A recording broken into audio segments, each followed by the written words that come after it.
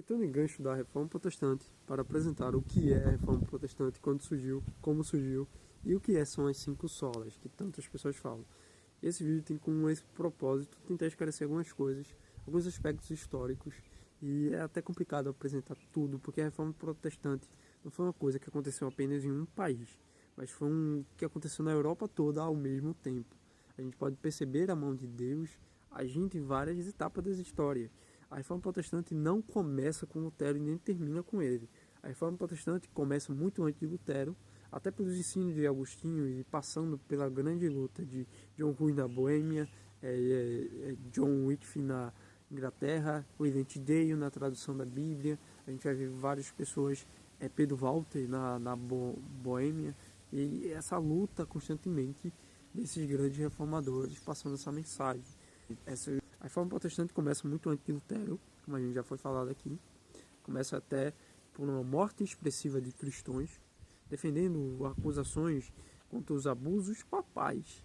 Esses abusos papais não se resumiam apenas a indulgências. A indulgência ficou em destaque no tempo de Lutero. Nas 95 teses, a maioria é falada contra as indulgências. Mas havia também as peregrinações, havia também um sistema rigoroso de comercializando a fé, através dos jejuns, através da penitência. E algo interessante aqui que eles eram ensinados a fazer penitência, não a ser penitente, que é totalmente diferente. Fazer penitência é fazer obras para gerar o seu arrependimento. Mas a penitência em si era o fruto do arrependimento, ter um coração penitente, um coração arrependido, também um sistema rigoroso de jejuns, uma grande opressão de vender e comercializar a fé, e isso não é tão diferente nos dias de hoje.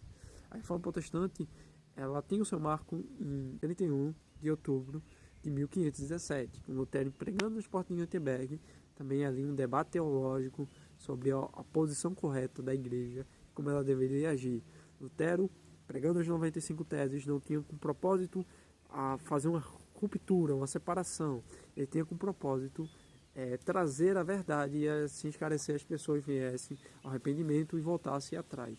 As grandes acusações papais eram o grande assunto, as grandes acusações que fez John Huss morrer, John Wycliffe morrer, a maioria por traduzir a Bíblia. Esses eram os seus pecados, por querer a palavra. A gente também vai falar da pretensão papal. A interpretação ficava retida ao clero, às pessoas que tinham essa importância, muitas vezes ligada à Igreja Católica. E o abuso papal, lendo Mateus capítulo 16, versículo 18, sobre Pedro ser a pedra da igreja, e os reformadores batendo nisso, nessa pretensão papal, e que o único Senhor da igreja era Cristo, ele era a verdadeira pedra que havia se estabelecido. Mas a grande acusação também, e a maior, era o cativeiro da palavra. A palavra estava sendo presa, não no sentido que ela poderia ser presa, restrita a um certo tipo de grupo. Havia só os monges, as pessoas que poderiam interpretar a Bíblia. Os leigos não poderiam nem sequer pensar. Era a mesma forma de exclusividade, tratava também com uma interpretação para seu próprio prazer. Interpretava os textos para defender as suas próprias práticas. E a palavra de Deus não pode ser cativa ou presa. Os concílios eram interpretados não a partir das escrituras, não, mas as escrituras que eram interpretadas a partir dos concílios. Por isso a gente vai conhecer muito o slogan somente as escrituras. Por quê? Eles diziam, olha, as escrituras são importantes, mas também a tradição, o catecismo, isso tem um grande peso igual à palavra. Não, os reformadores bateram não somente a palavra, somente as escrituras, somente ela é a nossa regra de fé e prática, só ela que molda a nossa consciência, só ela que transforma e modifica tudo o que temos, e a partir dela que ela tem a primazia. Também uma exaltação ao monacismo, vida de monge, era uma vida sagrada, uma vida regada, todas as profissões eram inferior a essa.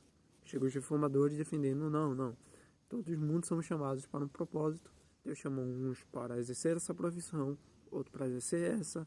Profissões são necessárias porque culminam no chamado divino, para ser realizado. Não é a vida seguida, essa vida religiosa não é melhor do que as outras vidas, é apenas um chamado diferente. Mediação usurpada, os reformadores bateram muito, por isso que os reformadores bateram somente Cristo, porque era Cristo e santos, a Maria, era outros mediadores. Os reformadores só existe um mediador entre Deus e os homens, Jesus Cristo.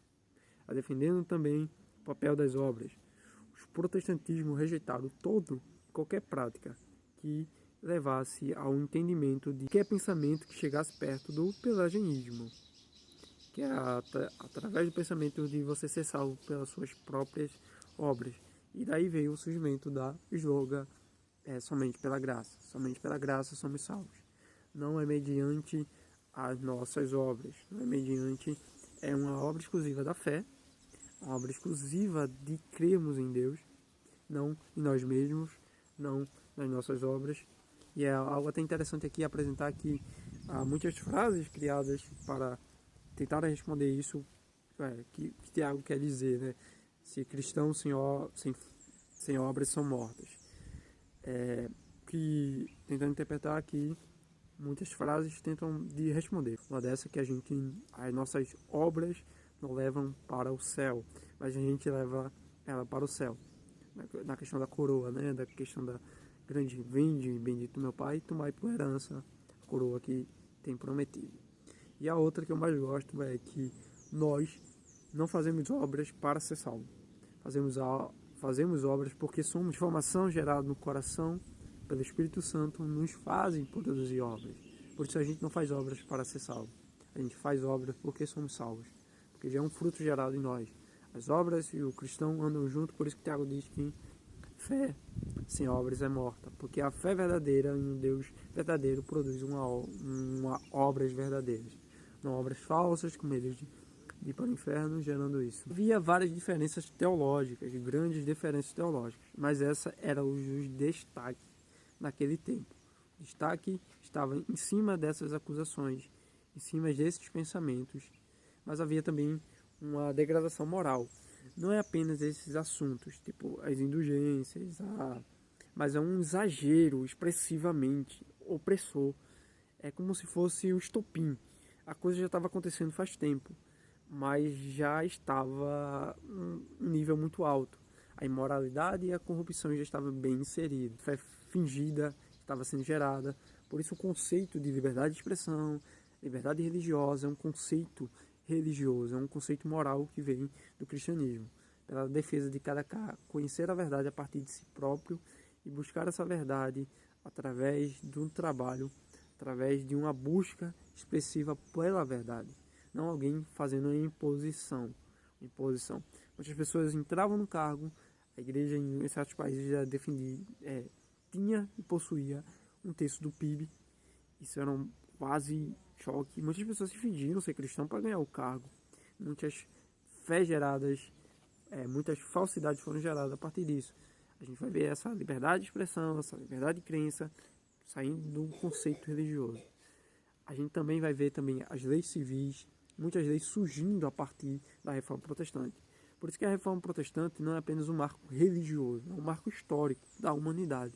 Porque a partir disso, várias leis civis, educação, surgimento de brigas mesmo, para que as pessoas tenham mais liberdade, tanto no seu comércio, tanto na sua vida cotidiana. A gente também vai ver na estruturação do português, a língua portuguesa, por exemplo, um exemplo é na Alemanha. Lutero, ao reescrever, traduzir a Bíblia para a língua alemã, ele faz uma reorganização da língua alemã. Por isso que ele é até considerado hoje na Alemanha como o pai do português alemão, perdão, o alemão existente naquele país. Conceitos jurídicos sendo surgidos a partir disso, uma organização surgindo a partir disso. Como eu também falei que a reforma, ela não começa em Lutero. Lutero é um marco histórico, mas também não termina em Lutero. A gente vai ver grandes reformadores. O próprio Savonarola poderia também ser poderia ser o Lutero. Savonarola na Itália, no mesmo tempo que Lutero estava aqui, estava ali. Por isso que a reforma foi em vários países ao mesmo tempo. Zwingli na Suíça, a gente já vai ver outros teólogos lá na Holanda, na França, e um agir de Deus tipo nesses países menores.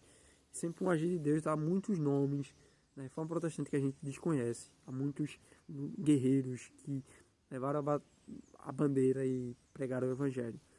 É muito sangue derramado, muito para que a gente tivesse o direito hoje. A gente vai ver também João Calvino, bem conhecido, pela grande sabedoria que ele tem. Ele queria apenas um momento de paz, o seu amigo repreende a sua paz, que ele não tenha paz. Ele fica em Genebra e, como um advogado, ele reorganiza um pensamento já existente naquele tempo, e por isso ele se destaca. Genebra vira um lugar de polo teológico, um lugar que as pessoas vinham para estudar, e através disso outras reformas na Alemanha, na Holanda, na França, na Hungria, na Islândia, no país de Gales. A gente pode, na Escócia, a gente pode destacar John Knox, que é um grande teólogo, até hoje pai do presbiterianismo. Ele vem surgindo e pregando o Evangelho. A gente vai ver também o surgimento dos puritanos, de vários movimentos. Vai ter guerra, vai ter sangue. Não foi uma coisa tão fácil. E a gente vai ver uma grande mudança de perspectiva até na mudança política, no cenário político. Até chegar no dia de hoje, a gente tem esse direito de termos a nossa liberdade, nossa crença, de expressarmos a grande importância do Evangelho. Um pouco dos 5 slogans, que é somente as Escrituras, a nossa regra de fé e prática, ela tem a primazia sobre nossas vidas, ela que nos guia no caminho, que nos direciona onde precisamos andar. Ela é a nossa consciência, que tiver contrário às Escrituras, ela vai apontar aí a nossa consciência. Os catecismos, os credos, eles têm que partir dele, não o contrário, como era antes da reforma. É a primazia da palavra. Se o catecismo, ou um credo, ou um ensinamento tiver contrário às Escrituras, seja anátema, seja maldito, porque a palavra de Deus ela tem a primazia. E a partir disso também, só a fé, uma grande esperança para nós que somos pecadores somente pela fé. Não havia nada de bom em nós. E até uma indagação aí, Cristo prova o seu amor para conosco. Como alguém pede, prova o teu amor, Senhor, para comigo, está errando, porque Cristo, Deus já provou em Cristo Jesus, que sumiu o nosso lugar, e Deus prova o seu amor para conosco. Ter Cristo morrido, sendo nós ainda pecadores. Somos imerecedores dessa graça, somos imerecedores. E é essa fé que nos faz nos agarrar diante do sacrifício de Cristo. Como diz uma canção, nada nas mãos eu levo, mas na cruz de Cristo eu me apego. Porque a cruz de Cristo é a esperança, ela nos transforma, não havia esperança em nós. Era apenas por fé, somente por fé, que a gente poderia ser salvo. É também sola gratia, somente pela graça, somente por um ato de um favor imerecido. Não é apenas um ato imerecido para alguém, uma graça imerecida, mas também é uma graça oferecida a pecadores penitentes que mereciam apenas o inferno e a condenação eterna. Deus oferece o perdão divino, uma mudança e uma transformação para modificar toda a existência, onde abundou o pecado, superabundou a graça de Deus maior do que os nossos pecados, maior do que as nossas iniquidades. Cristo está aqui apresentando o seu grande amor para conosco, tendo nada em nós para que pudéssemos ser salvos. Não é por mérito, não é por obra, é pela graça, exclusivamente pela graça de Deus. E só a Cristo. Todas as coisas culminam em Cristo. Cristo é o estabelecimento das Escrituras. Se você não lê as Escrituras e não encontrar Cristo, você está lendo de forma errada. Cristo é a razão de nossa fé. Ele é o centro, é onde depositamos nossa fé. Ele é a graça demonstrada e revelada a nós pecadores. E por ele a glória de Deus seja dada. Por isso que Cristo é um assunto importante. Cristo tem a sua iminência. É o único mediador entre Deus e o homem. Nele subsiste todas as coisas. Nada do que existe subsiste sem a presença dele, sem o poder dele. E também a soli de glória. Somente a Deus seja dada a glória, somente a Deus seja dado todo o reconhecimento. Deus não precisava nos criar. Deus não precisava. Como a gente tenta responder essa pergunta e faz a indagação, para que o homem foi criado, muitos vão dizer adoração. Está inserido ali no Catecismo de Westminster, responde até bem legalzinho. Ele diz assim que o fim principal do homem, ou para que o homem foi criado, foi para honrar a Deus, glorificá-lo e viver com Ele para sempre. Fomos criados para Deus, fomos criados para viver com Deus. E a partir do pecado, isso foi quebrado. E o próprio Deus resgatou a humanidade através do seu Filho no plano da redenção. Por isso, a glória seja dada a Deus, louvado seja Deus, que mesmo não necessitando glorificar, Ele em seu bondoso propósito nos criou para vivermos com Ele para sempre e gozarmos da grande alegria que está diante dele. Por isso, a nossa esperança não é uma esperança morta, nossa esperança não é uma esperança vazia, é uma esperança que prossegue e avante cada vez mais. Amém.